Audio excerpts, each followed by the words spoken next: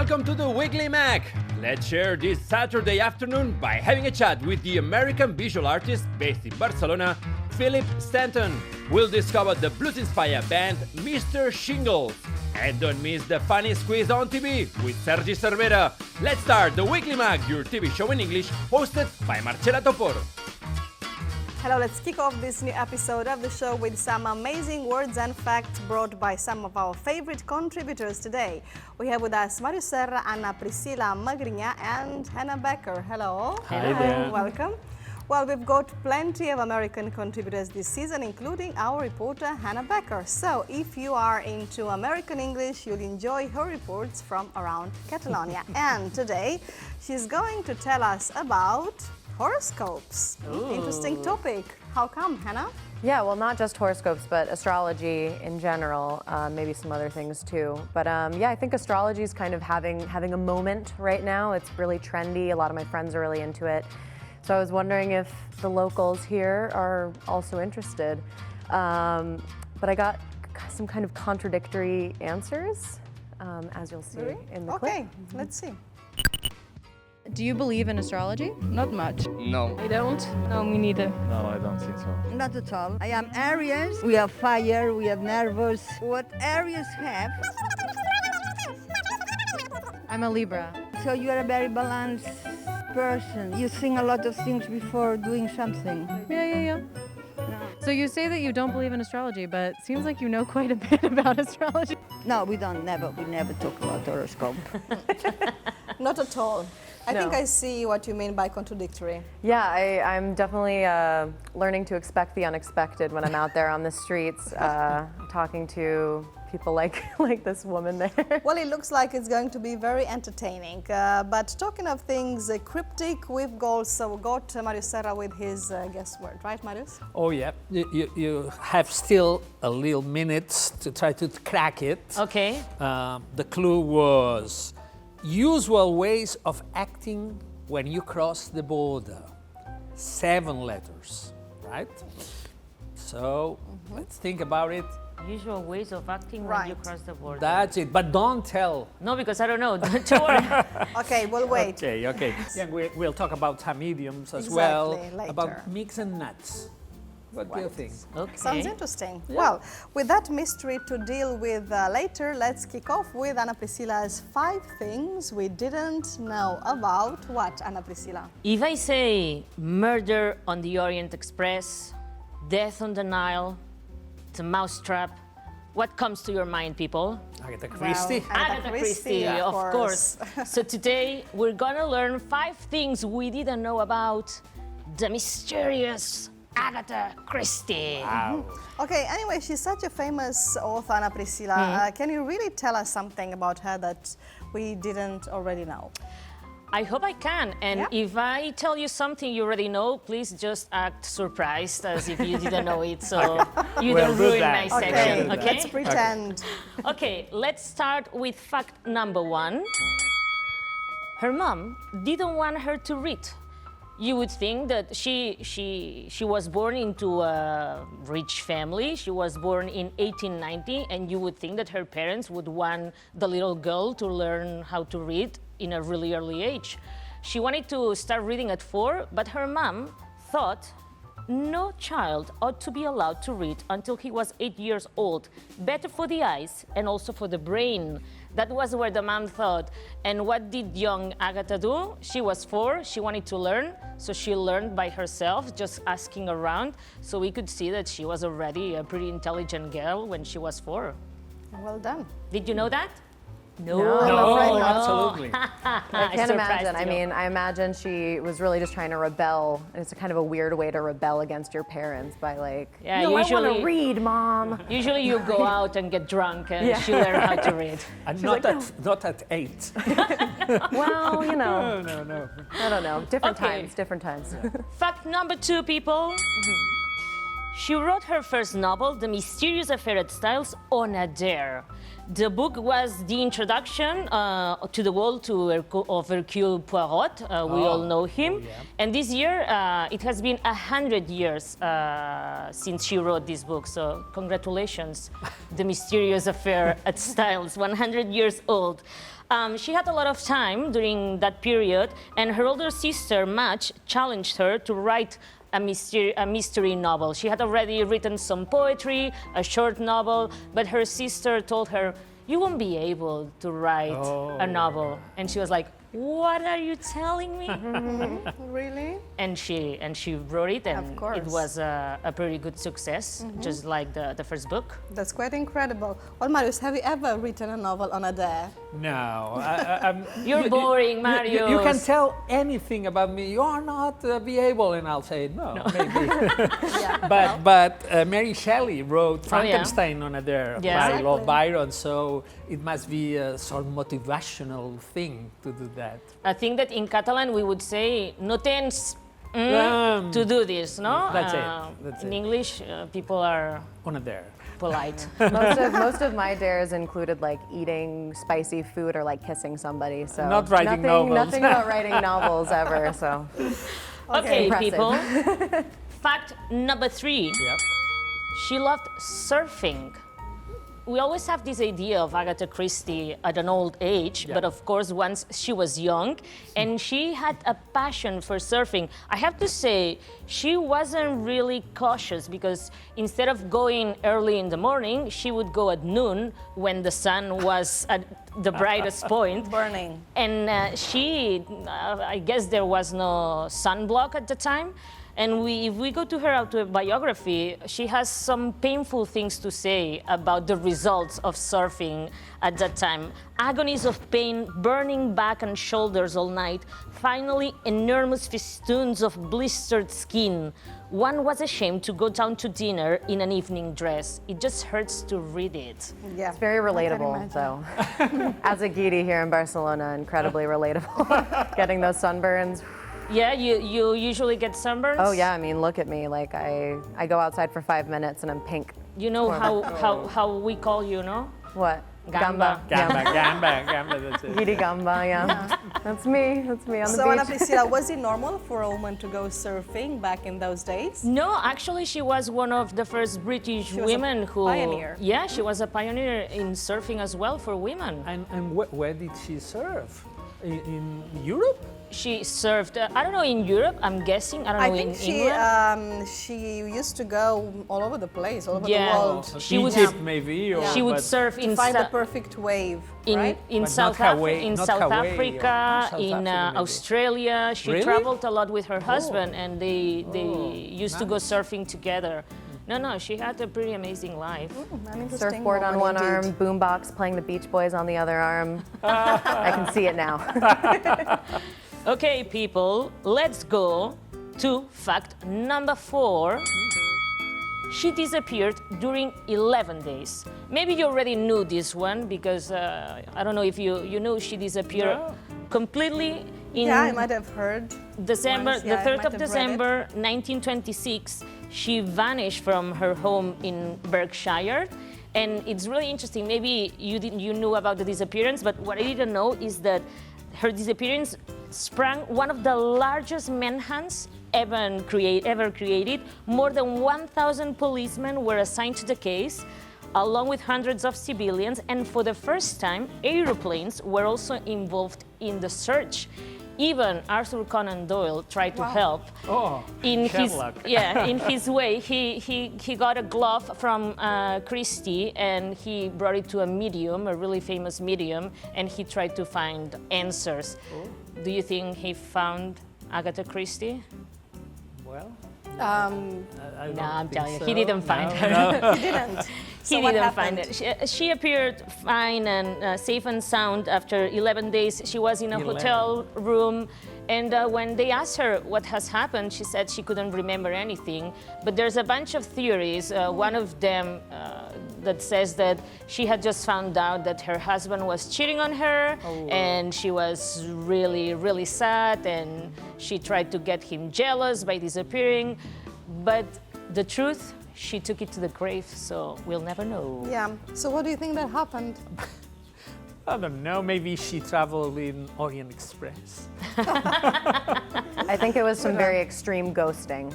Oh. Yeah, she was just like, she was the inventor of ghosting. We think it was the millennials, but no. Okay. Okay, guys, and finally, fact number 5.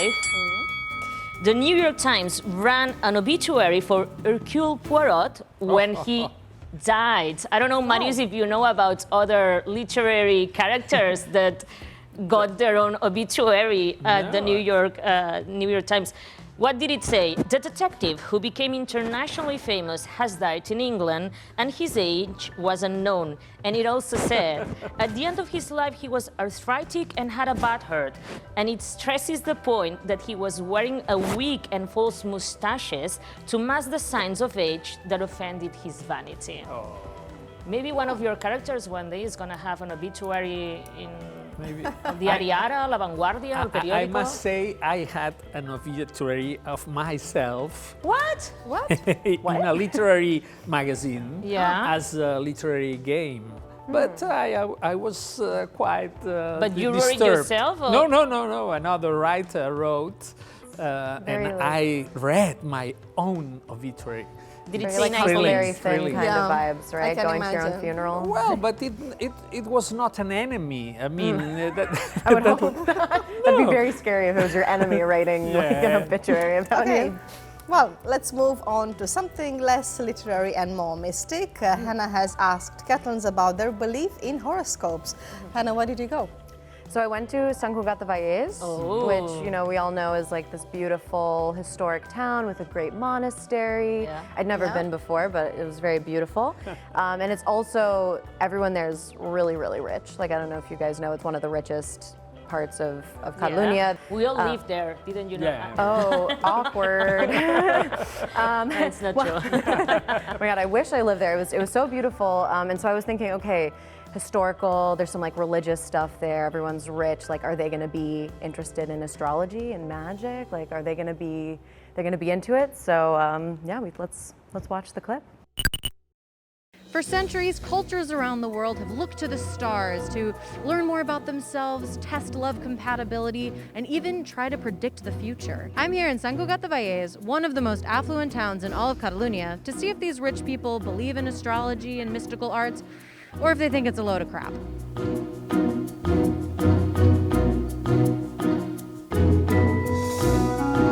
Do you believe in astrology? No, I don't think so. No. I don't. What about you? No, me neither. A little bit, yes. Not much. Yes, not at all. Do you know what your sign is? In Spanish, Capricornio. Capricorns never believe in astrology. Okay. So, what sign you are? It's a lion. Could you just like roar like a lion for us? Right. Leos are bossy.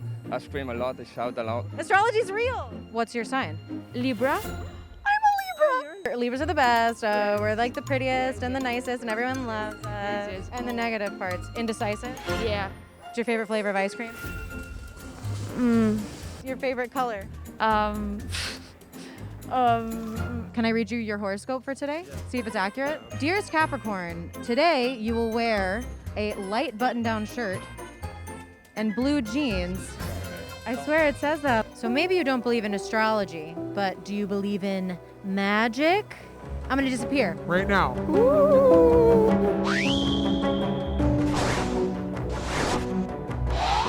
So what sign are you? I am Aries. We have fire, we have nervous.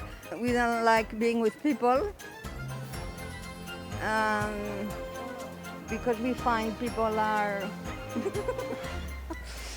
It depends on the people. It depends on the people. All this talk of astrology has made me really thirsty for every astrologer's favorite drink, Aquarius. This is the dawning of the age of Aquarius, the age of Aquarius.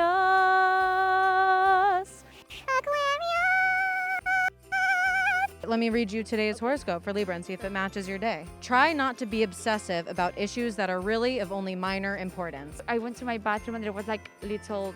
I had to brush the, how do you say, the tiles of the bathroom with a toothbrush. Because Why? Yes. Are you like Cinderella? Like what's going on? But I was like obsessed with the lines of the tiles because they were a little dark. They were not white. So I was like brushing it because I became obsessive today, just today, this morning. Has anybody ever, like in your life, ever asked you like about your horoscope? When I was looking for a job, she asked me, which sign are you? like you said, I'm a Scorpio. I'm sorry, I'm not being able to hire because our president, she's on that sign, and it was terrible. So I got a deck of tarot cards. It doesn't really have anything to do with astrology, but it's also some fun magic stuff. So let's ask some questions. Tarot deck. Is the world gonna end this year?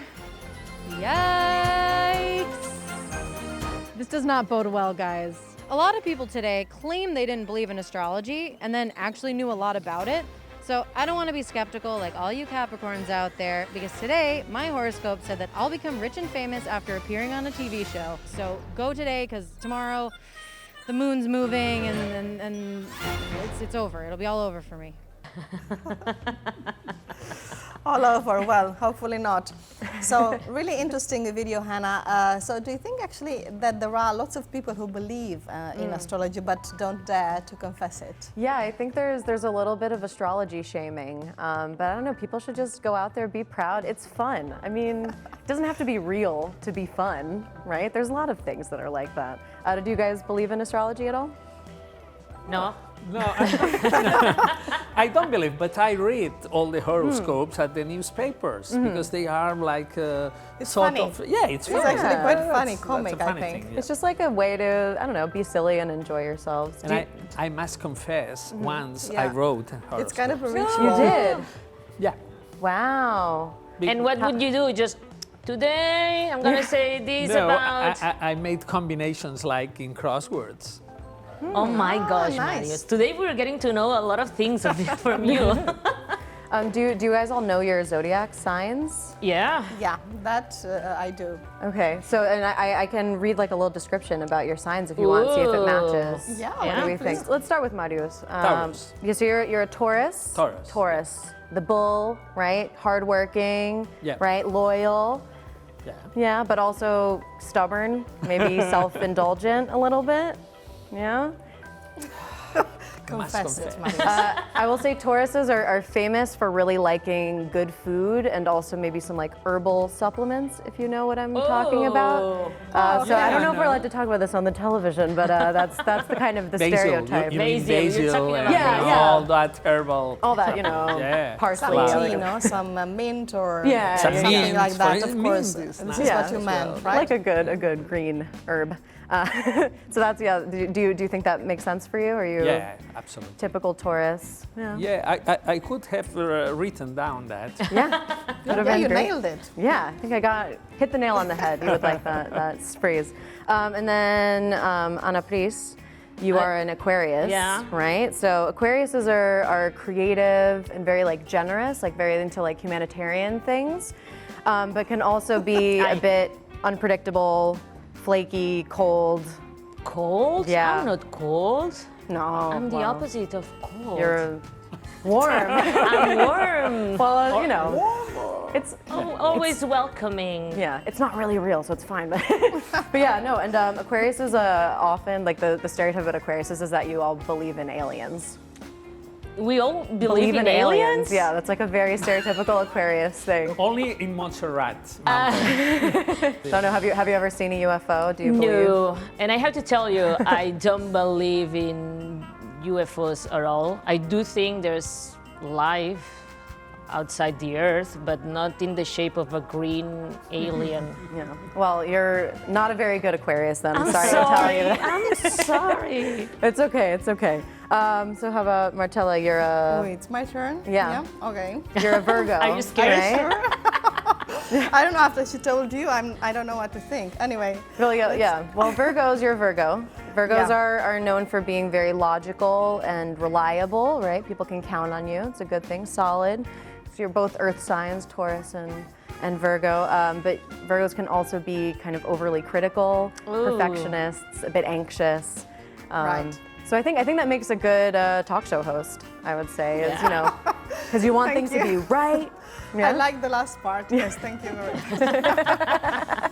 So do you agree? Do you think you're good Virgo? Kind of. With some things, yes. With some things, no. But yeah, it was a good description of a Virgo in general, I think. Yeah. You were really cautious with her description. Maybe it's because she's the boss. Yeah. With Marius and with me. The stereotype about Virgos is that they're very fun in bed. That's I didn't know that. So that's kind of that, like, they look shy, like a Virgo looks for shy and you. modest on the outside, but a whole different story when you get in private. Now I think it's time to learn some new idioms with Marius, who is going to explain some of the expressions that people in the streets have told us about. Well, check them out.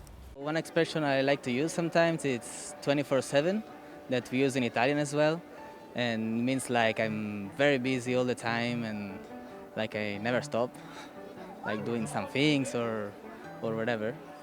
Taking the mick, and this means if you think somebody's taking fun of you or making fun of you, you say, "Are you taking the mick out of me?" or "Are you taking the mick?" And this is like an expression of saying, "I'm not happy that I think you are making fun of me."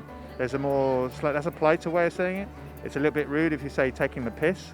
That's like taking the piss, a bit more of a swear word. So again, it's a little bit more of an maybe even aggressive way of saying, "Are you making fun of me?" and that you're expressing that you're unhappy about that. I like the expression break the nut because it's like, say, I slept with someone, but unpolitely. I mean, trash talking. You can use it in a party to talk with someone and be a bit asshole, but it's all right, it's funny, and I like it. Okay, today's idioms are short. 24/7, taking the mick, whatever that is, and breaking the nut. So, Marius, I think we are all very curious to find out what you can tell us about them. Two of them are rather politically incorrect. Okay. Yeah. First of all, taking the mick or the mickey is a milder version of taking the piss. Okay. That you Okay, all that I do know that understand from mocking someone, Yeah. right? But its origin is pejorative because a mick or a mickey is a slang name for an Irishman or yes. a Roman Catholic Yeah. one, right? exactly. So maybe because St. Michael was an archangel, but there are other angels like Raphael or that, but making the mick. Maybe is because of it's a paronym of mock, make a mock, mocking someone, making the mick, Right. but it's really pejorative. Yeah. It's not a nice thing to say about a person. Not nice thing to say. I want to ask you because I know you're from a place called Sleepy Hollow, which could maybe you could investigate the name of this town one day, Marius. It's a very interesting name, I think. Yeah. So, do you guys from Sleepy Hollow say this expression, taking the mick? Do you use it? Have you ever heard of it? No, yeah, I mean, I've heard of it. It's a very British thing to say, though. We would just say Okay. making fun of someone, but I do like saying take the piss. Take the piss. I think do you? that's a thing that I've like adopted from British slang British. that I like to say, but we don't say that in the States. For sure. Okay, Marius, British, Yeah. what about the second politically incorrect phrase? Well, to break a nut. To break a nut. It's break a supposed to be an impolite way of talking about sex in a sexual manner, as he says, because I don't know, he says it's a funny expression, but you are a bit asshole when you say it. I don't know. The idiom I knew was bust a nut, So gross. which means to work hard, or in a slang version, how could I say, to get our orgasm, for a male orgasm. Huh? Is it right? Or- Yes. Okay. Okay, I think we got that. Maybe the guy was thinking about that, or just change the verb and break the nut. Anyway, there are nuts are in some idioms because a hard nut to crack Okay. refers to a difficult problem, or maybe a person difficult to understand. She's a hard nut to crack, for instance. Not you. I mean, being a Libra. I'm of an course. open book. I'm an open book. And of course, this one that maybe is very popular, he got nuts, to go nuts. Yeah.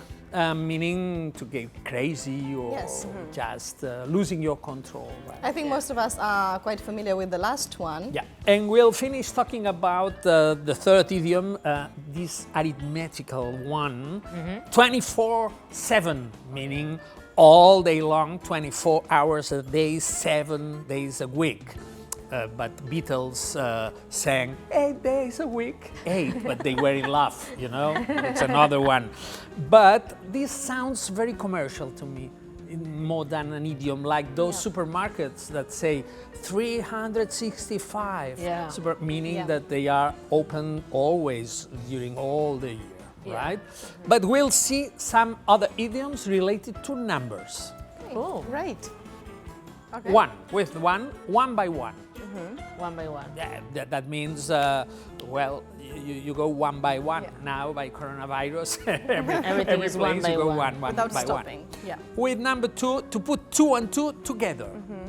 That means to reach the correct answer, right? Like, wow, everything is okay. With number 3, I didn't find anything interesting, so I'll talk about 3D. We all are in 3D now, Oh, okay. in the third dimension. Yeah. We are not in Zoom or just on. Oh, thank God. What about Three's Company? Three's Company, that's Three's. I said 3 is too much because I translated from Catalan, right? But okay. that's Three's Company. You say Three's Company, yeah. That's the same idea. 3 is Exactly. too much, Three's Company, of course. Okay, down on all fours. You mean you are on your hands and knees, so. Trying to break a nut, maybe. Yeah, I'm still thinking about that, Nat. Okay, give me 5. You say give me 5 or take 5? They're different things. Yeah. You say, give me 5. Yeah. Take Pam. 5 is like, take 5 minutes to relax. But not with your hand. This gesture To say is hi, high say five. give me 5, right? Give me 5. Yeah. No, not now. Or low because we- 5. Oh, I see. Okay, Very American. Yeah, also, yeah. that's it. You're like surfer, Agatha Christie would have been, you know, As a high surfer. fives with her surfboard. But she said, give me 11 days to be alone. Exactly, yeah.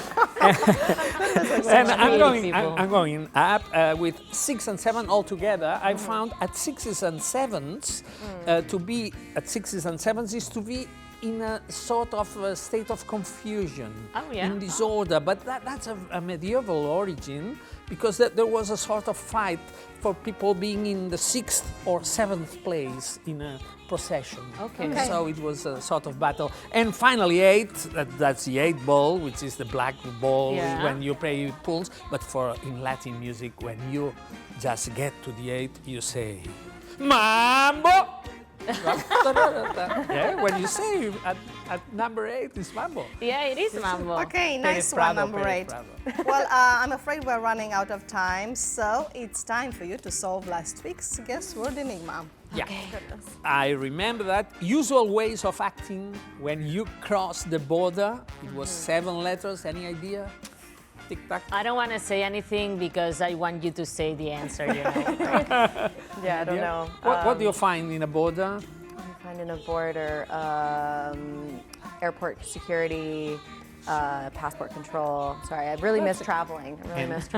Customs. Customs. Well, that's it. Customs. Customs. I was on the right track. Come on. Because, of course, to declare any goods that you bought abroad is a custom. Well, you get the custom. But in singular is also a usual or traditional way of acting. You've got this. I usually try to avoid customs because I try to bring back ham when I go back to the States. Ham. Oh, that's nice. Don't say that on TV. Okay. Oh, yeah, sorry. And And the new one? The new one, it's shorter, but I don't know if it's easier. Let's try. It's a 5-letter word. Okay.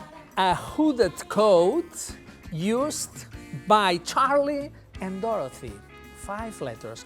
A hooded coat used by Charlie and Dorothy. 5 letters.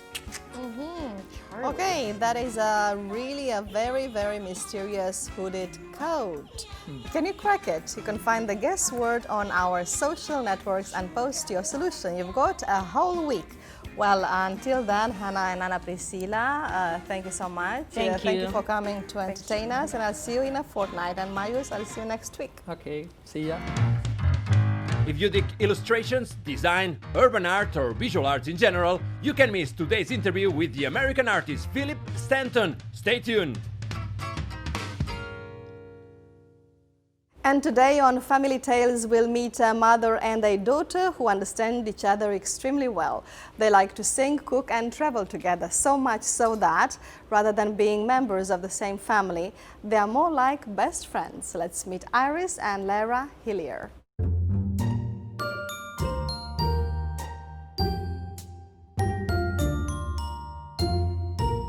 My name is Iris Brouwer. I live in Barcelona. I've been here for 20 years and I'm originally from Holland. And this is my daughter Lara. Where are you from? Well, I was born here, but my mom is Dutch and my dad is English.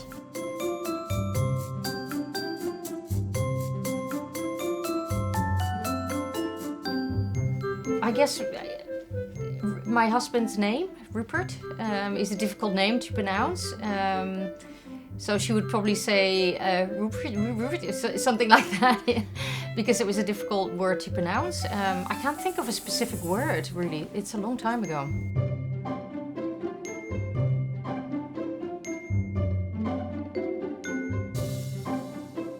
Okay, she does a lot of things. She does so many things, I'm kind of like confused. But she works in hospitality, am I right? And she also does cooking courses with like adults and sometimes kids. And she teaches in a school called EADA. And I think that's it. I'm not sure. Yeah, is that? Yeah, that's pretty correct, yeah.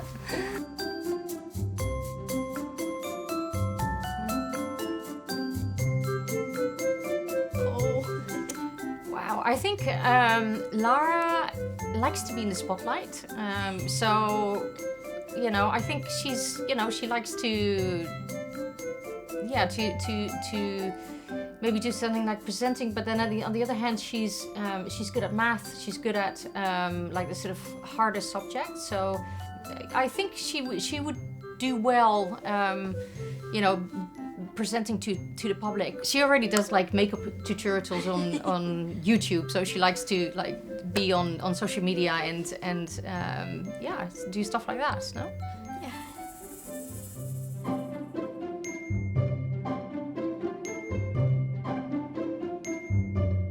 We don't really do sports together.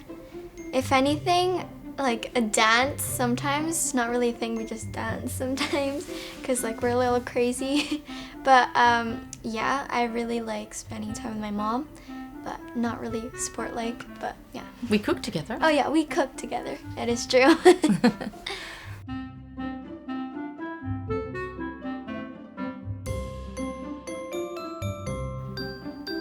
Oh. Oof. Okay, you were right. Okay, I have multiple, but one of like my favorite is Stranger Things. Yes.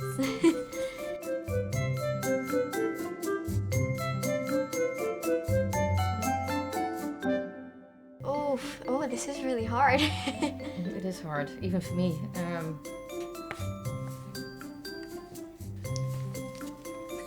Oh. I thought you liked it. I do like the Middle East. Okay, don't judge me, but I don't really know much what the Middle East is. But I've heard like, if you're like, oh, I like the Middle East, you normally like, or somewhere in the Middle East. What's a place in the Middle East? The Emirates, Dubai, or Dubai, Abu something Dhabi. like that. You'd be like, oh, I like Dubai, and that's in the Middle East. So yeah, that's why I think you'd like it. Morocco is Morocco. Morocco is not technically No. Middle Eastern, but yes. Okay. I think it has to do maybe with the food as well, because Yeah. I love to cook Middle Eastern food, so she hears a lot about that. She hears a lot about Middle Eastern food, which could be Moroccan, right? Or Lebanese. And we've traveled together there, so I understand why she said Middle East. But I think Asia, for me, is still the area, Thailand, Vietnam, Korea.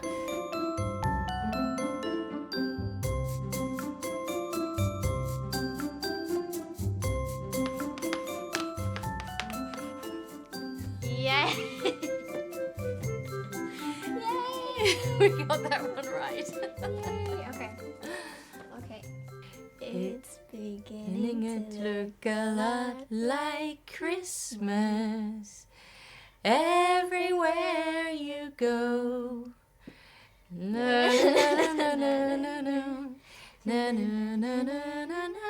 All around front door. That's hard. We're pretty much the same, I Yeah. would say. We're actually very touchy-feely.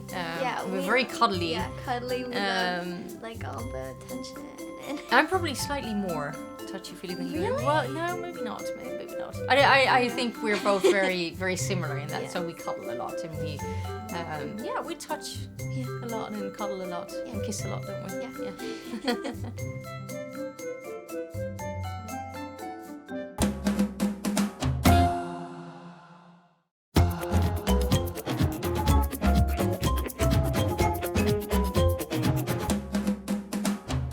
Here we are again. Well, have you ever done any country music line dancing? Whether you have or not, we're sure you'll enjoy the next portrait, which is full of rhythm. We invite you to meet Paul Ryan, a young choreographer who has danced in festivals all over Europe and teaches country line dance in Albarn den Greg in Ruby, or as they call it there, the honky tonk. My name is Paul Ryan. I'm a country line dance choreographer. I've been in the country scene since a little kid, and I consider myself like a cowboy spirit, like this, yeah.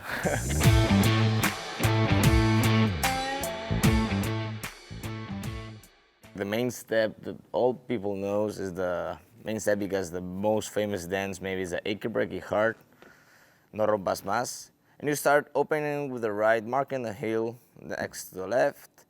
With the left, you cross behind the right, and you open again, and you do a stomp, okay? And you do the same to the left, but starting with the left, of course. Left, right behind, left, back to the place, and that's it. My dad came here because he was like on a little bit on tour in Spain, playing gigs with his band and everything.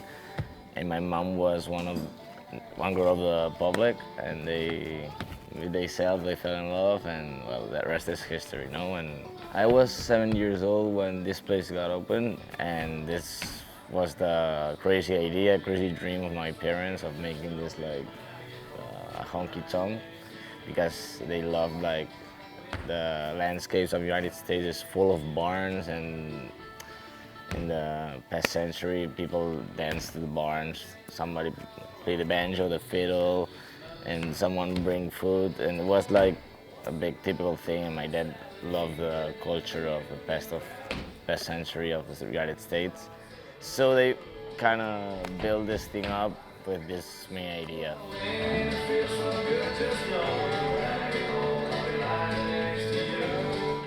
The thing is that I started dancing because my mom is the dancer of the family. My dad is a musician of the family, but my mom was the one who taught me the rhythm and to listen to the music, the beat, and to start dancing. When I was little, maybe I didn't like to dance that much, but once I got older and go to parties and everything, I like found out that wow, dancing felt good.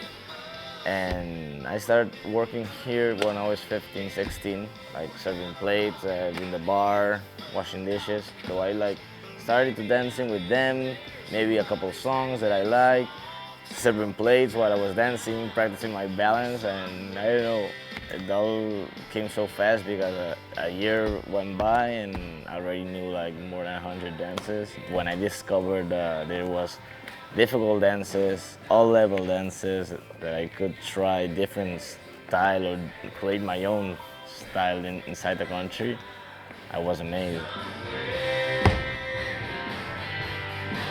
Country line dancing, it's big world. There's festivals around Europe with more than 100,000 people. People have to get inside the world to see it, you know what I mean? Because from outside, the Coyote Dax, Do Rompas Más, it's like the big thing of the country. The people dance this in the Festa Major and everything, you know? So I think that going to these places, the honky tonks, to go into certain places where people dance country, they can see how big is this world. And imagine maybe the country started here like 1997, 98, and since then it got bigger and bigger. I travel around Europe like 20 weekends a year, and France, Hungary, Belgium, Italy, the country is even bigger than here. And I think that everyone has his own techniques to create and to try new things. My technique, I think, is with the music. If I have a good music, I have it all. The music is 90% of the dance. If people like the music, it will fit the song, it will fit the dance, people will like it. So I think it's quite my technique. Listen to the music and then follow your instinct, yeah.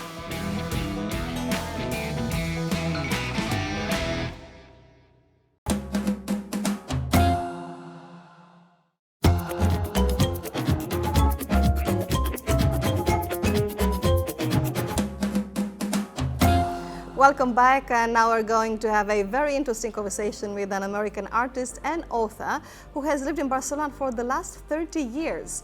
But first, please pay attention to the brief glossary that will help you through the interview. When something is cutting edge, it means that something is in the most modern stage of development. Talking about the hospital, being in the cutting edge is being in the front line of the medical field.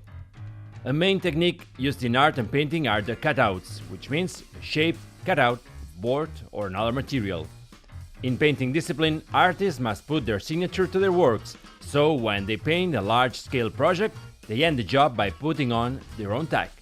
And finally, a fortress is a big building used as a military stronghold. In a military sense, a fortress is often called a fort. The Colors of Gratitude, this is the title that the American artist Philip Stanton wanted to give to the mural that pays tribute to the workers of the essential services who have been on the front line during the pandemic. True to his style, the artist has left his spectacular and colorful signature on the Guinardó São Paulo metro station. And we are really pleased to have the artist himself here with us today, an American from Ohio, but who has lived in Catalonia for over 30 years. His name is Philip Stanton. Welcome to the Weekly Mag. Hello, thank you very much for inviting me. I'm happy to be here. It's a pleasure to have you here. Philip, to start with, let's talk about the mural. It's a really beautiful mural. You made it, you started painting it in late June, but we can already enjoy it. Tell us if you had a lot of feedback from the people who saw it. Yeah, well, it was an amazing process. I mean, I have to say that in this particular project, it started out with a friendship. I have a good friend, is Santi Torres, who's the director of communication for TMB, and yes, we have known each other for many years. And I was working on another project for them, and he kind of came up and put like the fly in my ear or whatever, and said, you know, would you be willing to think about doing a mural in one of the public metro stations near a hospital in order to pay homage to the essential workers? Yeah. And I was like, of course. When? Where? And we decided on Guinardó Hospital São Paulo. There were other options, but that was the one that made the most sense. Why this metro station in particular? Well, I think one, because Hospital São Paulo is such a symbolic place for Catalonia, for Modernismo, no? for exactly, for everything there. It's beautiful. And also the modern hospital is really frontline, cutting edge. So you had a lot of feedback from the Yeah, passengers? the feedback. I would say it was one of the most rewarding projects that I've done in a long time, because literally we did it on spot every single day, working there. Yes. And everybody that used the metro would stop and look and photograph it and film it and share it on Instagram and make these wonderful comments. And it was really very rewarding. It was incredibly rewarding. It's complicated to do a mural in a public space where everybody has to have a mascarilla while they're working, and but that's life. I mean, that's the way things are right now. So. Exactly. Well, the mural, like you said, is a tribute to the paramedics on the COVID front line, but also I think you mentioned Matisse. Yeah, well, this particular piece, one of the things about it is that it's 18 meters long. So it combines kind of three levels of visual information. On one hand, there's these background pieces, which it's just a beautiful paisajes, cubistas. Like different landscapes. Yeah, landscapes that you can kind of, there's someplace in Catalonia also, you can travel there somehow, you know, sea and mountain, and then inside of those spaces there's some kind of forms that are vignettes, and in these vignettes are scenes of Barcelona. Okay. And in each of these scenes of Barcelona is a public hospital. So instead of like painting, you know, doctors and nurses, and what I painted is the place that they work and the areas and the neighborhoods that those hospitals are in. So the forms of the shapes that these things are painted in are a direct homage to Matisse. At the end of his life, Matisse did a series of pieces that many people are familiar with that are called the cutouts. Yes. Where he painted or sculpted with pieces of cardboard and paper that had been colored already. And he made these amazing pieces that are made of cut paper, some of which are whole rooms. They're huge. Mm-hmm. And he did this when he was ill with cancer, so very sick, in a wheelchair. Towards the end of his life? At the end of his life. And at the end of his life, through this kind of resilience, he managed to create a whole new style. He reinvented himself and his work. And I think that was what I kind of wanted to transmit somehow, that, you know, that you could easily read it very quickly, which is, you know, color and happiness and, you know, positivism. Or you could dive into it and you could find out, wow, I know this neighborhood of Barcelona. Or then you could really think about, you know, Matisse and what he symbolized. Okay. So how would you describe your style? Of course, there are lots of colors. It is warm. It is optimistic. I would say that other people have described it as Mediterranean Cubist pop. I don't know. Okay, that's a nice one. Yeah, I kind of I like to mix different things together, so I'm not afraid of like showing my influences. Okay. So Picasso, Matisse, Leger, David Hockney. I mean, I don't mind showing the fact that I've found things from those artists to work within. And you know, of course, I do a lot of other things like sketches and black and white things, so it's not just color, but Are you? What are you drawing? I'm kind of trying to draw you as we speak, but it's becoming more complicated than I thought. I imagine it is difficult to talk, no, and then to I just don't want to be draw at the same rude. time. At least it would be difficult for me. You're also a university professor, Philip, and some of your students helped you to do the mural. Is that right? Right. I teach in 2 schools here in Barcelona. In BAU, I do a master's program, just a small section. And in ENA, I'm a teacher in the undergraduate program in illustration. Yes. And I'm the head of the postgraduate program in creative illustration. Right. And you've got students from all over the world. 75% of the students are from outside of Spain. Okay. So this year we don't have any of those. I mean, it's going to be a strange year. A strange year. Okay, we've got a book here. It's about Misha. Misha is a popular character. She's a cat, one of your creations, and we're talking about a children's book. Apart from being an artist, you are also a writer and an illustrator for children's books. Tell us a little bit about your attraction or your interest in writing and in literature. Well, you know, I think that all creative people should be curious. That's part of what we have to tap into. So, I mean, for me, music, literature, film, those are all things that inform anything that I do. In this particular case, these books were directly inspired by my daughters. So they were written when my oldest was probably about 7 and my youngest was 4. And they're basically, Misha is a female cat. It's obviously a personified cat. So she's a purple cat that doesn't want to be purple.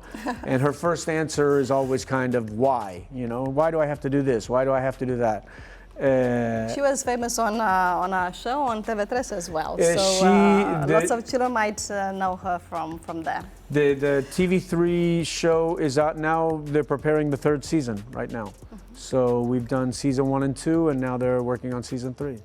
Let's also talk about your projects, your large-scale project. Many of them we can see in Barcelona, such as Palau Robert, the one in Palau Robert, the Majestic Hotel, Barcelona Aquarium, or the one that you made for the GSMA organization.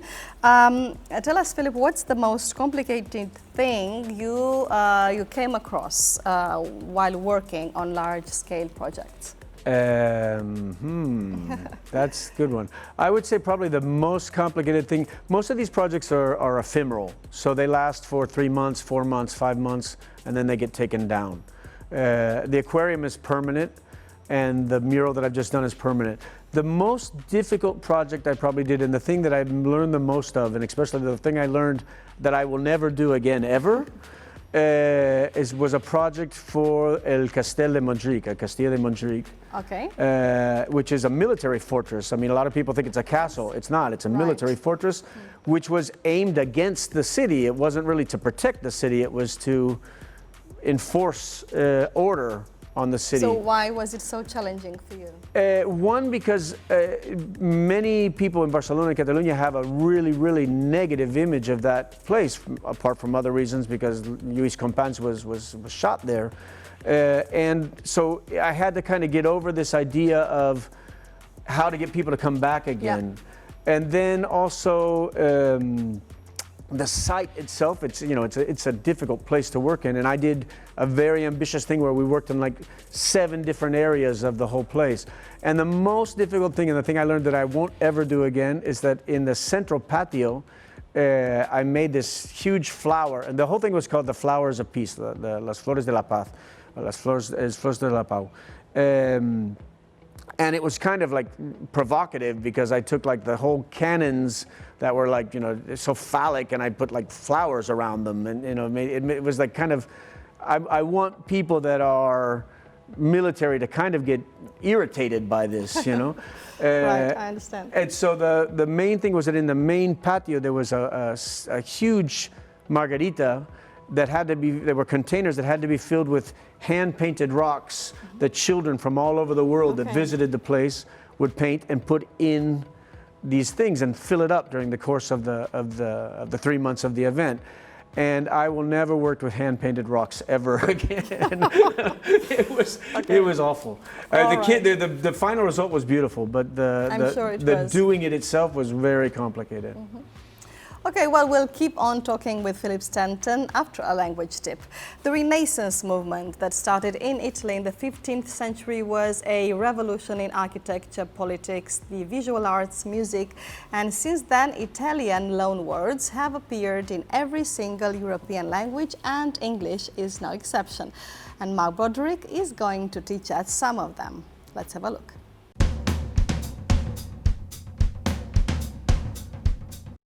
Hello, or buongiorno, as you might say in Italian. Well, of course, today's words are coming from the Italian language. They've crept their way into the English language. And I'm not talking about ones like pizza and pasta and things like this. I'm talking about other words that we use on a daily basis. For example, virtuoso. Virtuoso is an excellent or an amazing performance, and you can use it both for the arts and, of course, for sports. So the first one would be, Jimi Hendrix was a virtuoso guitar player. In fact, one of my favorites. If we're to talk about sports, we can also put in that virtuoso can be used for a man or a woman. Funny. So, Serena Williams put in a virtuoso performance in order to win her first Wimbledon title. The next one, al fresco. Fresco, as you can tell, means outside, fresh, in the fresh air. I went to the park with my friends and we had a picnic al fresco, outside, under the stars, under the sun, whatever. Next one, let's heat it up a little bit. It's inferno. An inferno, of course, is when a fire gets out of control and boils at an extremely high temperature. All right, it's boiling. So you can say that building was in towering inferno when the fire brigade arrived. And last but not least, a fiasco. Fiasco, of course, means exactly the same as it does in Catalan or in Spanish, means a disaster. So we could say Barcelona football team had an absolute fiasco in La Liga this year. So, arrivederci. Bye-bye.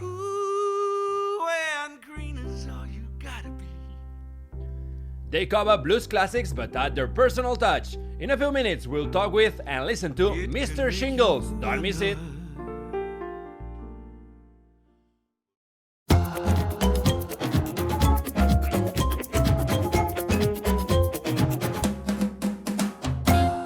Welcome back. We are talking with the artist and author Philip Stanton, and now our contributor Olga Vallejo is going to join in our conversation. Well, hello, Olga. Hi. In fact, you're a big fan of urban art, right? Yes, yes. I really love urban art. And me too. So and we are lucky both, because both of us. You can see everywhere. And I happen to know that is one of Philip Stanton's many preferred formats. But there are people who are not interested in this kind of art, but if they are walking along the street, maybe suddenly they come face to face with a large mural. And it's a challenge for them. I like that you don't have to go looking for urban art, it comes to you. And I wonder how it can be so powerful. You know, I think part of it is it's because it's out of context. You know, it's not like you have to go to a museum or a space that you know you're going to encounter art. So, and I think there's a big difference between graffiti and tags and urban art. So I think that needs to be kind of made clear, you know, I mean, Right. I've got ex-students from the ENA program like Marina Capdevila, who just did a huge mural in Nau Bostic, or Sam Tres, who's a guy from Zaragoza that paints massive buildings. So, and they're very much looking to connect with the public and somehow get a message through. So I think that's part of the difference between like straight graffiti and tags, which can be really beautiful and powerful, but I think there's not maybe so much of a message. I mean, I don't know about you, I not recently, I went to the bunkers of Torre de la Rovira, and it's just been terribly painted on top of with kind of a graffiti which is like, it's actually some of really good, very colorful, but it's like not the right place because it's out of context. You know, they haven't thought about the place that they're painting. Yes, well, now I would like to go back to year 1988 when Philip Stanton were settled in Barcelona, because at the beginning of 21st century, you lived through a revolution in urban art in the city. Barcelona was a hot spot for urban art. How do you remember those years? I think Barcelona is still a hot spot for urban art. I wouldn't put it in the past. I mean, you know, I got here in '88, so I mean, there was also pre-Olympics. There was a lot of amazing energy in the city, and I think that urban art wasn't really the place where it is now. I think a lot of what's happening now and the idea of getting public sponsorship or collaborations or getting you know, people like or companies like Montana or Posca to sponsor things has happened really in the last 10 years or so, 15 maybe. Okay. I just want to ask, I'm curious, after the confinement and the lockdown and all the restrictions and the regulations that were brought in, do you think now there's like a boom of urban art in here in Barcelona? Well, there's a lot of kids that want to get out and paint, that's for sure. the same time we were doing the project in the metro, some of the kids were working on a project for ENA with Professor Enrique Font in Hospitalet. And a lot of my students have been like doing, murals together as a group.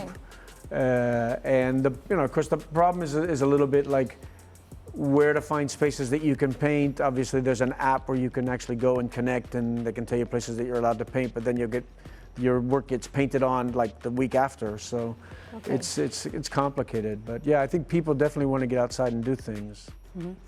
Urban art is not always synonymous with large formats, but this type of art can amaze us, transform spaces, just be good for fun, or it can go further and take a swipe at powers that be. For example, Banksy is one of the best known urban artists in the world. He's both scathing and ironic. Here we have TV Boy. He's an Italian based in Barcelona. He's critical but less tough and raw. What kind of urban art do you like the best in general, I mean? Well, Banksy, I actually have never seen physically his pieces. So he's more of a media phenomena to me than... And I love the kind of attitude behind Banksy. I love the idea of like the auction piece that he put a shredder in, and I think there's an artist that I like a lot who's also Italian. It's called Blue, B-L-U. And if you ever look, there's like some time sequence videos that he's done that are just amazing. And Sam Tres, o sea, Sam.3, who's an ex-student, I think is doing incredible work. Marina is also doing some really incredible work. Nice. There's a young kid that also came out of the program. His name is Lucas Amaral, that he signs in Ventura Studio, that's doing some really cool things also. And but I mean, in general,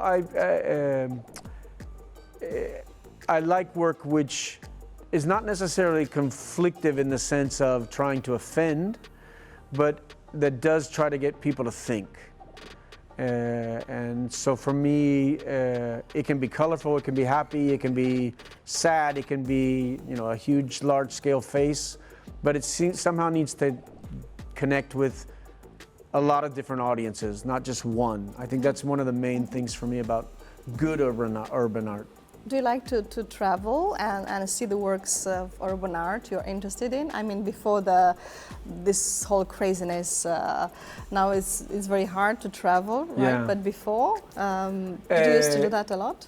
I love to travel in general, and so I'm kind of more old school. So like if I'm going to go to Florence, I'm actually going to see the Uffizi. And if I'm going to go to Paris, I want to see the Louvre and the Orangerie. And if I see great urban art while I'm there, I'll definitely take note of it. But it's not like I go purposely to Florence to go see the latest piece by Blue, I want to say. Okay, fair enough. As we have seen, your creations are colorful, and this summer there have been a couple of controversies with works which are also full of color. The artist Okuda painted a lighthouse in Cantabria, and in Getafe the Boa Mistura team painted a sports center created by the architect Miguel Fisac. They fill those white and grey structures with color. In what circumstances do you think spaces can be transformed? Is it possible to find, between the respect for the buildings and the humanization of them with color?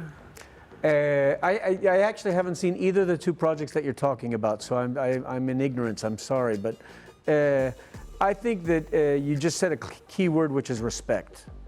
When we did the project in the Castle of Montjuic, I mean, that's a national public historic monument. So you literally could not drill anywhere, anything, even though there's tons of places that it's been drilled in the past.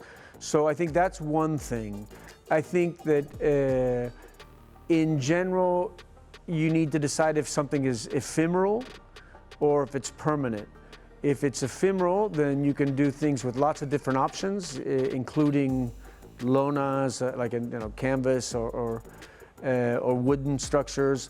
And if it's permanent, then you really need to think about why you're doing it, and where, and what you're trying to transmit. I mean, nothing is really permanent. I mean, everything, 10 years or 15 years from now, there's a good chance that a lot of what we're doing is going to disappear. But I definitely think context is something that's really important, especially like, for example, the example that I was giving about the bunkers. I mean, that's a place which has so much historical content, which is so important, you know, not just the protection of the Republic, but also the whole Gitano community that lived there, that you could still see the floor tiles on, and to see those painted on top of with aerosols, which aren't even, you know, water-based aerosols, but like permanent oil aerosols. For me, that's really, it's harmful. And I'm sorry to say that, and I hope that nobody that's watching this feels offended, because I really do respect going out and painting and doing urban artwork. But I think that sometimes we need to remember what the context of the places that we're working in is. Okay. I would like to ask you about the name of the mural in the metro, Colors of Gratitude. I think that's a great name. Won't you agree, Olga? Yes. Yeah. Is it? I mean, now we know why it is called like this, but is it your name, your choice of name? I actually, there's a video somewhere of me actually talking about it, because I came up with a number of names and I hated all of them. And so I didn't want to give any of them. I told Team AB that I really didn't want to name it. And they said, well, listen, let's do something which is much more fun, which was, let's do a contest with, you know, our users, or a public contest where people can name your mural and they'll get a prize. And the prize, I think, is Titan Lux. It gives them the paint necessary to paint their apartment, a whole apartment or a whole house. Not bad. I give them a very handmade piece of graphic artwork that I've redone on purpose. And then, of course, their title gets used permanently on the plaque next to the mural. And so, yeah, the Colors of Gratitude was one of the 300 proposals. Wow. And all of the team that had to decide on it, it was funny. It was like we all came up with a short list, and it was on the short list of every single one of us. So that I'm sorry I don't have the name of the person right now, but we can find it, and really, really good. I'm very happy with it. Well, congratulations for this great name. And we're going to conclude this interview, as always, with the question chain, a surprise question, not from Olga or from me, Philip, but from our last week's guest, the journalist and writer and one of our contributors, Tony Garcia. Here it is. Hello, I'm Tony Garcia, and I have a question for you. What's the last film you've seen? The last film I've seen, I'm actually hooked on Netflix right now. So I'm, you know, like many of us, I'm missing going to the cinema. The last film I've seen, which is a documentary film called The Social Dilemma. I have seen it. Which is amazing. And the last, you probably don't know this, but I'm also an actor and a singer. Wow. And I was actually in a film. I was actually in a film last year, which is on Netflix, that you can find if you want, called The Wasp Network. And my role is that I'm Penelope Cruz's boss in Miami in the 1980s. So if you want to go and search for it, you can find it. Yeah, we will, surely we will. Well, we found out today that you're an actor and a singer as well, and you wanted to be an astronaut when you were a little boy. Who doesn't? As well? Tell us a little bit about that very shortly. Well, my father, I was born in Ohio, but my father worked for NASA's principal service provider, which was called Rockwell International. So when I was 4, we moved from Ohio, a cold place, to Florida, which is like the hottest place in the world, or one of the hottest, right in front of the Kennedy Space Center. So from 5, 6 years old until my early 20s, I lived in that area, and of course grew up, you know, watching shuttle launches, watching Apollo launches. Wow. Yeah, so it was an amazing time to be a kid. Okay, so now can we see what you've been drawing? Well, I mean, yeah, this was the second one, which went really quick, and this is the first one. Wow. So it's a little complicated to draw and answer questions. And okay, Olga and me, right? Right. This is you in the first one, which I need to work on a little bit more. Wow, I'm really pleased. I mean, think one you thing is see that, me with normally really good eyes. These drawings start out like this, and they end up more worked on. Let's say. Let's see if I got anything better here. Okay. So I'll work on it, and when I finish it, I'll scan it and send it to you. And I'll frame it. And I'll treasure it for sure. Well, anyway, Philip, thank you so much for coming to the program today. You. It's been a pleasure. For me too, really. Okay, good luck with all your projects. Thank you, Olga. Until next time. Thank you. Sometimes as English students, we find ourselves at a loss to come up with certain verbs because we never thought we'd find ourselves in a given situation.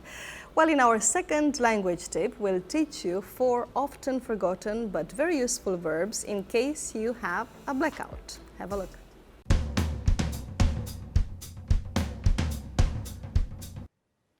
Hey, so today we're going to talk about something that is what's happening? Yes, artificial lighting. The light just dimmed. That's when the lights go down just a little bit. The dimming of the lights can happen naturally. At nighttime, for example, just before the night comes, the sun goes down, the light becomes dimmer, yes, naturally. Or you can do it yourself like this. You can see, slowly turn down the light, and of course, the light can come back on again. We can use the expression, the lights were dimmed before the birthday cake was brought in. Next one is, what's happening? Yes, the lights are going on and off at a rapid pace. This is flicker. You might see this special effect in movies with a girl running down the stairs, running away from the monster and the lights are flickering, okay? This is to scare you, to increase the intensity of when you're watching the movie. Then the next thing, what happened? The lights went out. And here I am in the dark. And of course, if you're in the dark, what happens? The lights need to come on. And I'm back. So, whether the light is dimmed, whether the light flickers, or when the light goes out, make sure you're not caught doing something you shouldn't, because, the lights will come on again. And that's it.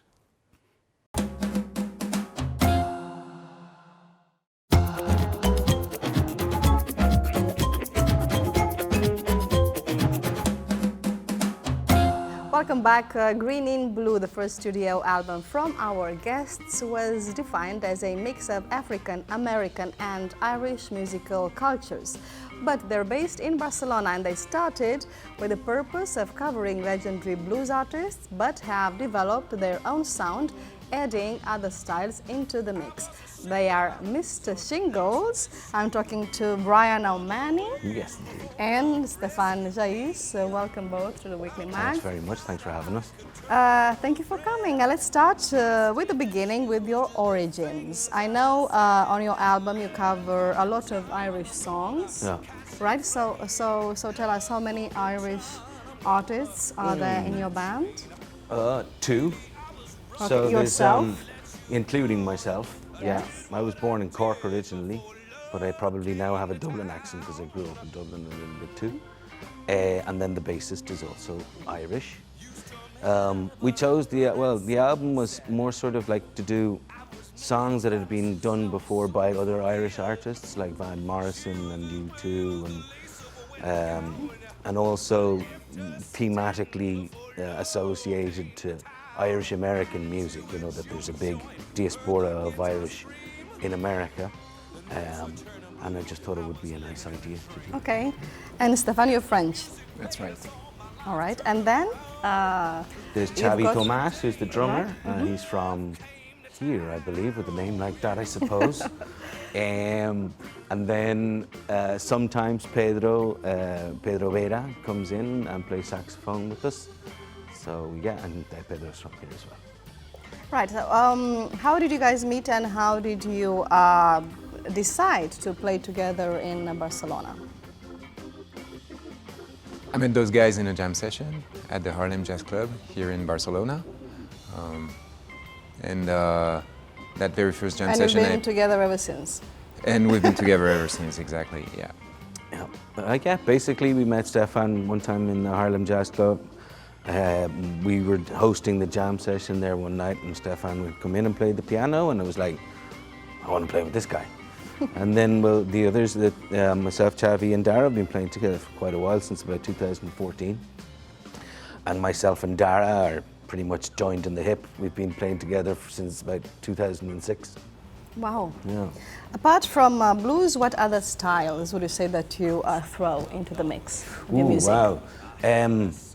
I like all sorts of styles of music. It's all kind of based around blues, I suppose. But the album has a lot of different kind of sounds in it. There's some Latin sounds in there as well on one of the songs. We use also like a bit more New Orleans blues a lot of the times, rather than just the plain old shuffle, I suppose. But okay. Yeah. I also read somewhere that your blues comes from Chicago. yeah. Yeah, why is that? I don't know. Well, we started off doing all these covers and Chicago blues covers, but I think since then we've kind of a bit moved on.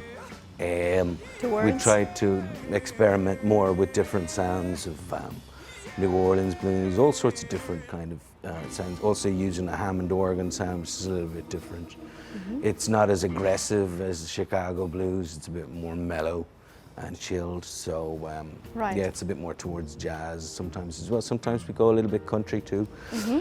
I like an eclectic mix of everything. So yeah, you know, now that you mention it. I have a note here saying that you're used to covering artists such as B.B. King, Otis Rush, Jimmy Rogers, Magic Sam, but your album also includes your own songs. Yeah. Are you going to continue doing that, like writing more of your own songs? I'm writing stuff at the moment, so yeah, I'm always writing stuff. Myself and Stefan are also writing other material for other projects that we have.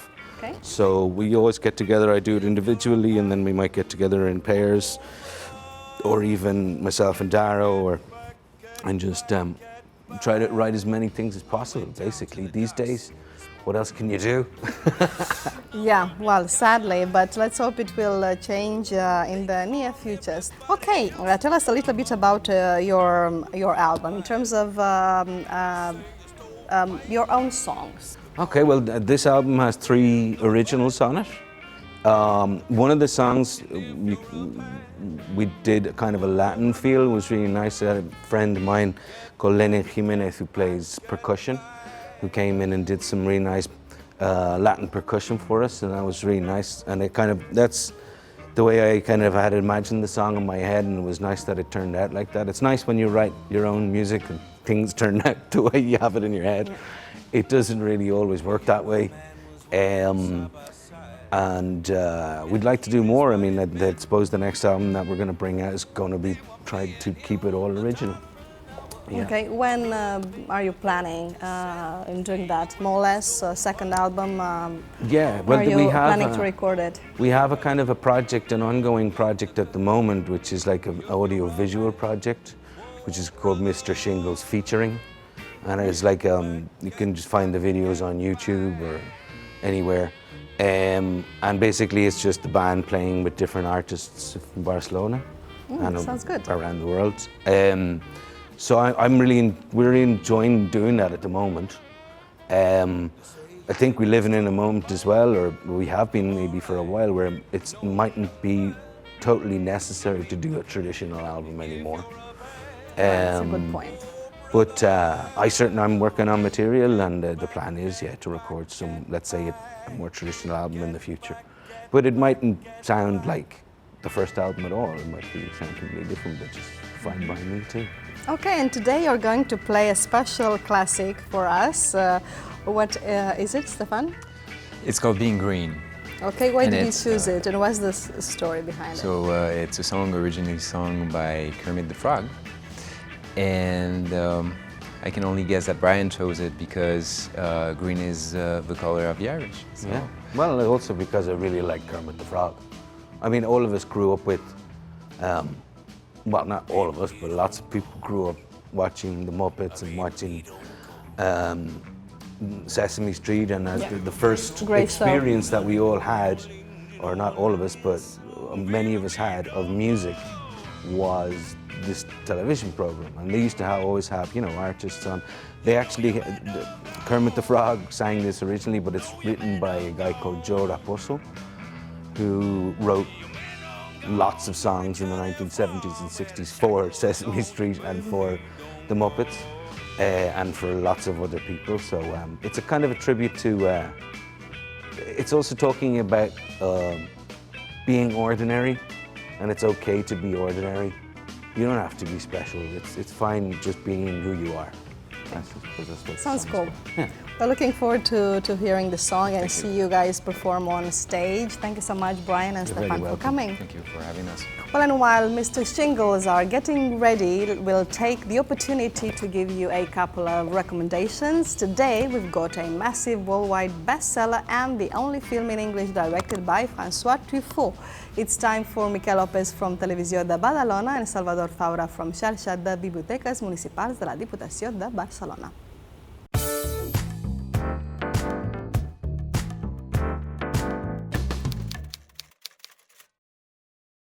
I don't think there are many people in the Western world who have not heard about the Da Vinci Code.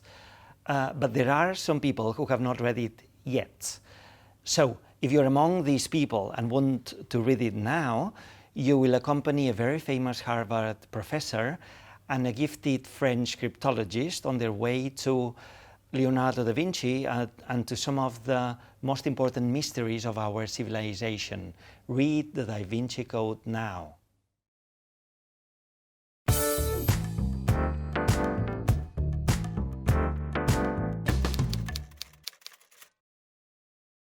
François Truffaut, the French director, died too young, but left a good legacy of movies. The only film he made in English was Fahrenheit 451, based on a novel by Ray Bradbury.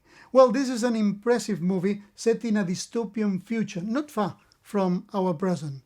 A group of people named the Firemen are employed by the government to seek and destroy all literature, all books. And at the same time, citizens are invited to watch endlessly what we now call reality shows.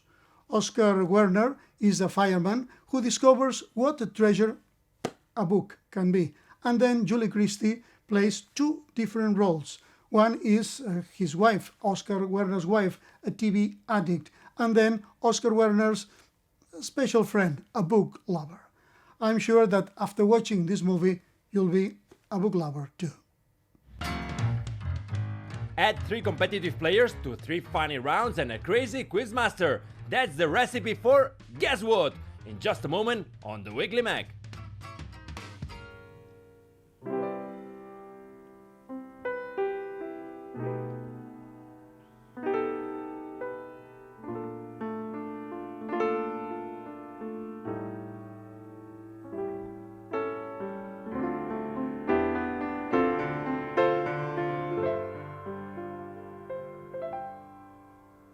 It's not easy being green.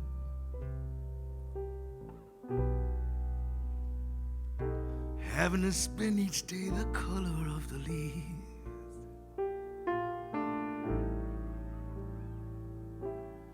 It would be so much nicer to be red, yellow, or gold.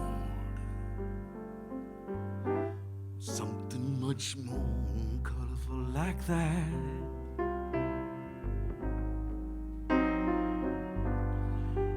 It's not easy being green.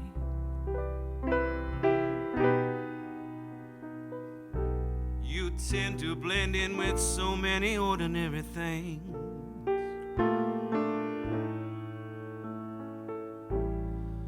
People wanna pass you by. You're not standing out like flashy sparkles in the water. Clouds in the sky.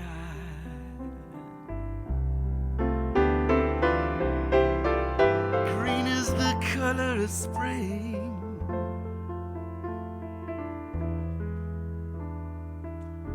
Oh, green can be cool and friendly like.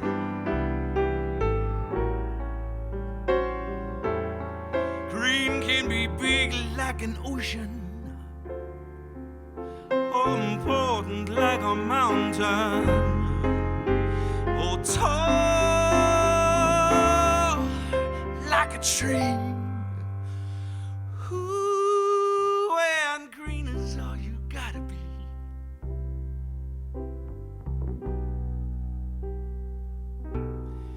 It can make you wonder, but why wonder, why wonder, why wonder, why wonder? I am green, it'll do fine. That's what I wanna be.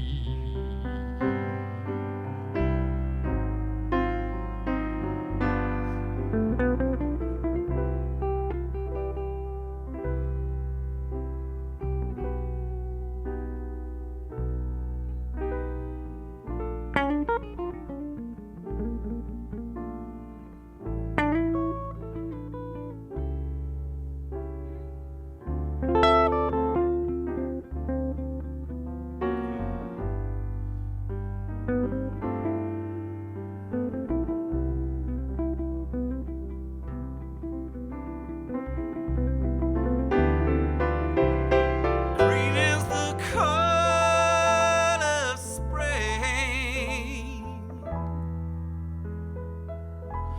Oh, green can be cool and friendly like.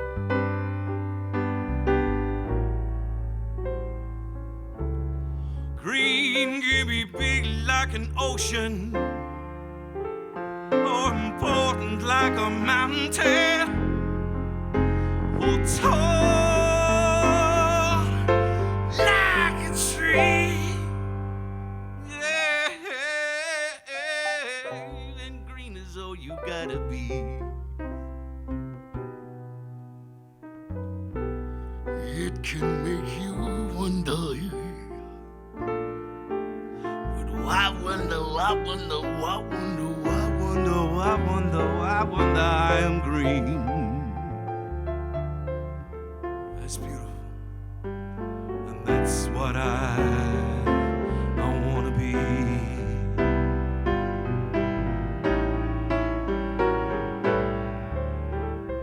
I am green. It'll do fine. That's what I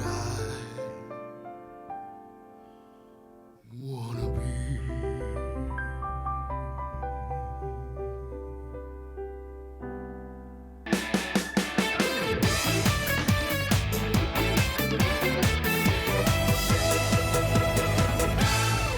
As always, we've saved the funny section for last, so let's start our Guess What quiz. Yay, hi Marcella. Hello. That's only part of the story. This quiz might be fun, but also let me stress how important this quiz is for the cultural level of our audience. Well, the bits of information you give us are certainly hard to find anywhere else. Let's see if our contestants today also share this opinion. So today we've got playing with us as our guest, the book publisher and contributor to the show, Malcolm Otero. Hello, Malcolm. Hello. Hello.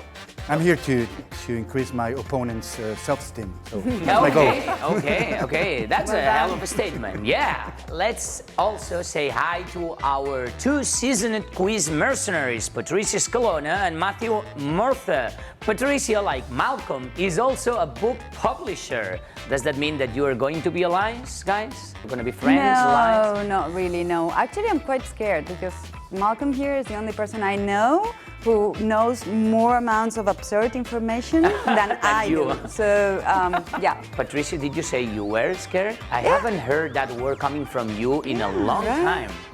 Like ever? Like ever, which is scary. There's always a first time. Yeah, exactly. There is always a first time. By the way, on the other side, Matthew is from Ohio. Just like the artist Philip Stanton, the guest Marcella interviewed today. Is it a coincidence, Matthew? Or are Ohio people quietly invading Catalonia according to a secret plan? Tell me the truth. I want to know the truth. Who's going to be next? Steven Spielberg, who's from Cincinnati? How did you know and who told you? And I might have to kill you now. I know of course this not. is on camera. I just saved my life on the very last minute. No, Spain is a beautiful country and all Ohioans love to travel. Sergi, we'd better get to work, I think. Yeah, absolutely. Yeah, exactly. Let's do that. Let's get to work. And as I was saying, over the last few weeks, we have soaked up the wisdom of the great thinkers of history through their famous quotes. And I see that you keep coming back for more. You're certainly not coming back for the prizes, right? No. So let's start with some multiple choice questions about quotes. We will give you the beginning of a well-known sentence from a famous thinker, and you have to write on your blackboards the correct version of 3 possible endings. You ready? Let's go. Okay. Like last week, let's start with a sentence attributed to the great Chinese philosopher Confucius from the 6th century BC. He said, "Never give a sword to..." No worries, you don't have to answer yet because I haven't given you the options. Here we go.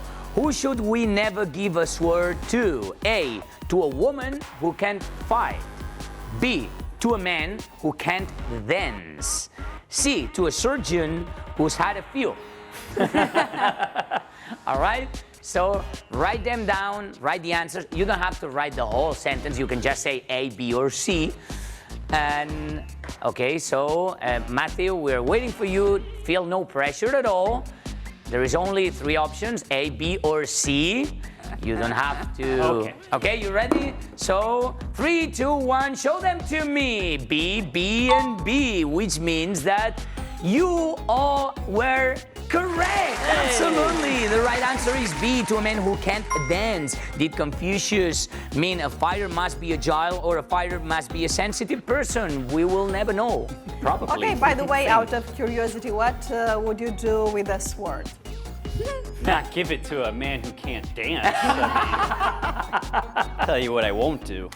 Won't do that. Okay, that's a good answer. Shave myself? No. Wow, wow. That's a tough answer. Brilliant. Me? No, I would never yield a sword. It's way too dangerous for me and the other people. Okay. All right, second quote, a piece of wisdom which comes from none other than... Well, the world-renowned primatologist Dr. Jane Goodall, she has warned humanity by saying the greatest danger to our future is... Well, what's the greatest danger to the future of humanity? How many options, right? But I'm just gonna give you 3. A, apathy. B, greed. C, reggaeton. Can it be more than one? I know where you are going and you should be right, but no, you only have to say A, B, or C. But you can dance reggaeton after that if you want. Exactly. That's 3, 2, 1. Show them to me. A, B, and A. Which means that A option is the correct one. Yay, there we go. In your face. In my face. A for apathy, of course, which is true whether you're saving the planet or planning a party, but it should have been C as well. Absolutely. Absolutely. Okay, talking about apathy, how do you fight it yourselves? I just give up. Right? Fight what? Apathy? No. Okay, so you don't. No, we love to slouch in the sofa and do nothing. Oh, yes, we Give in do. to apathy. Have empathy trying to fight apathy, right? Okay, and we will finish with a quote attributed to Salvador Dali, which is... Okay, he said, "Have no fear of perfection." Wow, boom. And how does the quote end? Have no fear of perfection. A, I'm not going to harm you. B, it will make you a god. Or C, you'll never reach it. Oh. Wow. Sounds like my mother. Yeah. And show it to me. Yay, C. Okay, guys, pretty impressive job. You are all right. Absolutely, have no fear of perfection. You will never reach it. Apparently. Okay. Sorry. You may never reach perfection, but what's your idea of a perfect day, for example? A weekly Mac recording session? Apart from that, of course, that's obvious. Obvious. My most perfect day was winning the reggaeton dance competition in Ohio. I won it with this little number here. Best reggaeton dancer in all of Ohio. We've got that taped. We have it on camera. Oh no, it's fine. Amazing. Amazing as the score, by the way, which is Patricia is leading, out-leading with 3 points, competing with Matthew equally, who's having 3 points as well, and Malcolm Actually, is just... there's a draw, no? Patricia Absolutely, and Matthew, yeah, Patricia and both exactly. have 3 For points. now. Yeah. For now. For now. But Malcolm is just going after with 2 points. There is a lot at stake here, guys. Feel no pressure at all, but there is a lot at stake here. Okay, but that was just a picnic compared to our second round, the speed challenge. Oh my God. How many famous families do you know? Can you guess what our contestants will have to guess? Well, no more clues, Sergi, right? All right. For the moment. We'll be right back. For the moment.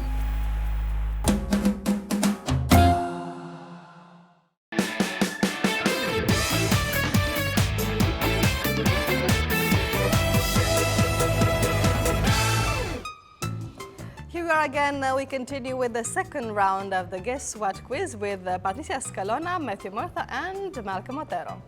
Yay! Let's check the score before. Let's remind you that Patricia and Matthew, they have a draw. We have a draw. They are 3 points each, and Malcolm is right behind with 2 points. Okay, now we're gonna get into the speed challenge. 2 points for every right answer. You know how it works. You have to be the first to use your instrument in order to answer. This might sound a bit weird, but as a newbie, Malcolm might not be used to use his instrument, but you guys can teach him how to use his instrument. I love the way you say Impressive. instrument. Instrument. Like giving like a, exactly like winky. yeah. Instrument. Like you're not weird at all. I'm not creepy or weird at all. Not at all, not at all. Wanted in 4 countries. President of the United States, you know Thank that, you, right? that's my life dream. All right, and today we're going to talk about family ties. We'll read out to members of a real or fictional family. You have to guess what their family relationship is. For example, father and son, or granddaughter and grandma, or brothers-in-law. Okay, so 3, 2, 1, here we go. First one. That's right, 2 points. We were just practicing. Exactly. Check it. Just check. Jamie and Cersei Lannister. Matthew. Brother and sister. And also... And lovers. And lovers. Bilbo and Frodo Baggins. Patricia. Uncle and nephew. Correct. John and James Smith. Patricia. Husband and wife. Exactly. correct. Mr. and Mrs. Smith. Sherlock and Mycroft Holmes. Patricia. Brothers. Oh my God, she's beating you guys. Dmitry and Ivan Karamazov. Patricia. Brothers. There you go, that's correct. Look at this sad face. Okay, here we go, 3, 2, 1. Brothers. That is correct. No, not actually. Morticia and Wednesday Addams. Mother and daughter. There you go, well done. Kim Kardashian and Robert Kardashian. Not Rob, Robert. I know. You, Patricia. You go, there you go. Kinker brothers. That is not correct. Matthew? They are related by a lack of talent. Okay. Yeah, all right. And what's the family tie? Can we get a father and daughter? Well done, Patricia. You should read more of Hello Magazine, maybe sometimes when you go to the hairdressers. I've got a whole Patricia's theory just- about the Kardashians, actually. I mean, she reads a lot. Doesn't matter what, but she reads a lot. Okay, here we go. Pope Alexander I and Lucrezia Borgia. Patricia. Father and daughter. That's correct. There you go. Lily Potter and Harry Potter. Patricia. Mother and son. We know who's gonna get the car today. Okay, here we go. Luke Skywalker and Leia Organa Matthew. Brother and sister. That is correct. well And done. also lovers. Okay, this one goes for Malcolm. Ivanka and Melania Trump. There you go. That's commitment. That is commitment. He took time. Mother and daughter. Okay, what kind of... There's something missing. Mother, Something missing. stepmother and Exactly. step- Stepdaughter and you knew it, so stepmother. Exactly. Stepwives. We're getting into a danger area. So Darth Vader and Kylo Ren. Patricia. Darth Vader and 3, Kylo Ren 2, are father and daughter. That is incorrect. Right. Grandfather and grandson. Grandson, Yes, that's right. John and Dakota Johnson. Patricia. Father and daughter. And last but not least, Kylo Ren and Luke Skywalker. Father and son. That is incorrect. Uncle and nephew. That is correct. Okay. Yay, job well done. That was a good one. That was a right? good one, exactly. That's why we call it the Speed Challenge. Before checking the score again, I would like to ask you of all these characters, who would you want to share the Christmas lunch with? Darth Vader. Of course. Malcolm, I'm your father. There you go. That's it. Yeah, and he cannot eat. You can have the whole dinner for yourself. Sherlock Holmes. Yeah, me too, actually. Matthew. Right, so let's check Melania the Trump. score, Sergi. Yeah, absolutely. Patricia is not leading, but beating them with 19 points. But Matthew is doing his best with 11. And Malcolm, we love Malcolm. He has 6 points, well deserved. A lot of things can change yet. I told you at the beginning that I'm here to increase their self-esteem. That's what I'm doing. That's what you're doing, and My you're goal doing is- very well. We're getting into the third round, which is going to be a true or false challenge. 3 points for each right answer. It is becoming a tradition that we dedicate a round to the strangest international days. And guess what? Today, October the 17th, happens to be Wear Something Goaty Day. Okay, now I understand your shirt, I must Yeah, say. I've been looking for an excuse to wear it. I must say you're really on form today, Sergio. Did you invent that?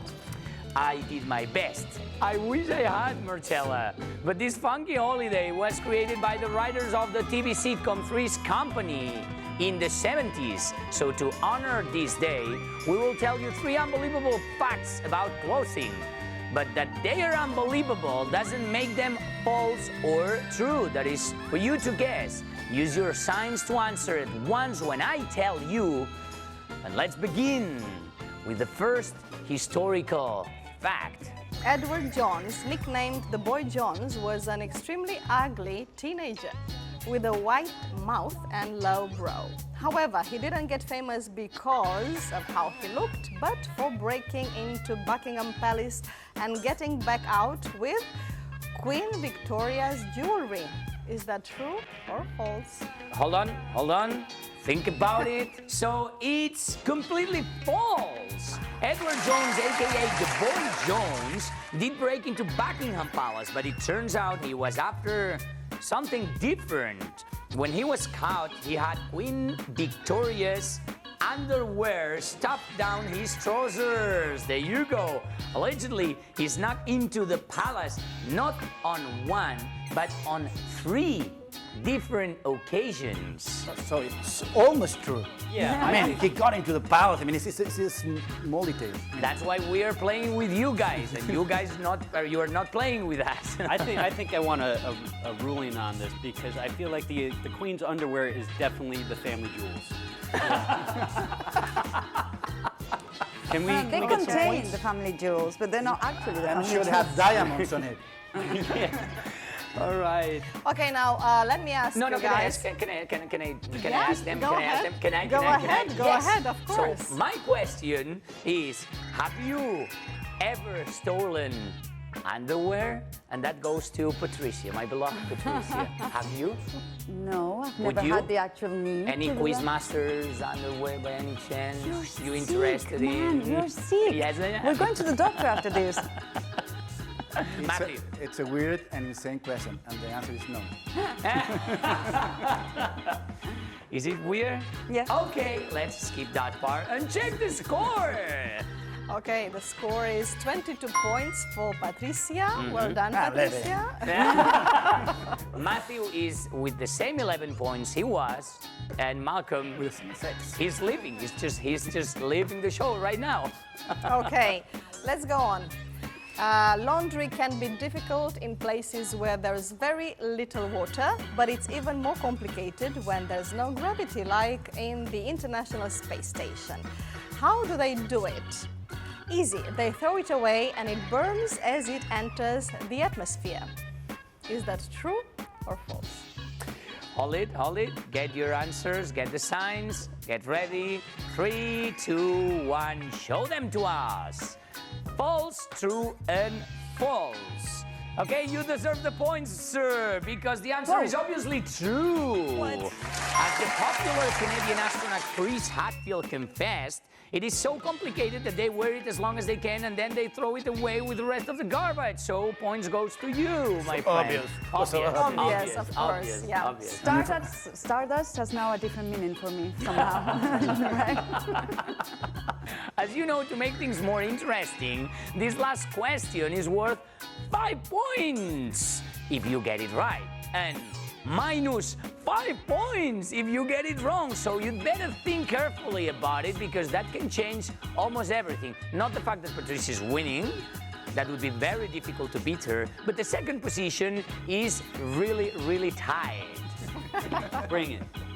Okay, 2007 was a very significant year in the Russian army, and that is because the soldiers started wearing socks.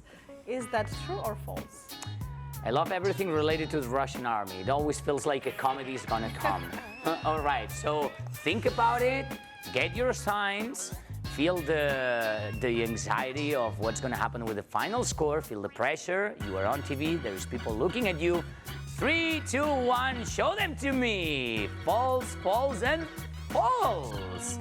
I believe that the Russians are not even wearing socks to this day. Mother Russia needs no socks. That answer is false. That statement is false. Okay, well, okay. You have a great imagination. Let me tell you what happened here, which is you are were incorrect. The answer was true. Until 2007, Russian soldiers didn't wear any socks, but foot wraps, that is, pieces of cloth they wrapped their feet with, and which they wore for a whole week before changing them. Okay. That's why they won Second World War. Yeah. And only in 2013 were they completely replaced with socks. Modern 21st century came to the Russian army. That Okay, means, so what's more important to you, being comfortable or being warm? or having a Russian soldier close to you. Yeah. I'd say being warm from a Russian soldier is my priority in life. Patricia Yes. inevitably won today's contestant with 17 points. Malcolm lost today's contestant with 4 very nice and well-deserved points. And Matthew, he just got 6 points. And I have nothing to say about it. It's just boring. He just got them. It's a nice 6 points. It's nice. Not that nice, actually. You are the middleman, you know? Okay, anyway, let's congratulate Patricia. Yeah, no? absolutely. As usual. As again. usual, almost always, she is the winner. Congratulations again, Malcolm. I hope you enjoyed the show. No, yeah. And I want to say to the audience, if you want to humiliate someone, call me for free. Well, Malcolm, anyway, it was a pleasure having you with us today, and Matthew as well. See you next time, guys. Thank you. See ya. Yay.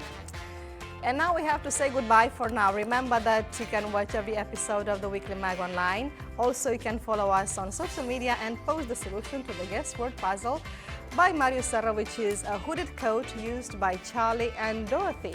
That's 5 letters. The solution next Saturday. Until then, keep up your English and have a great week. Bye-bye.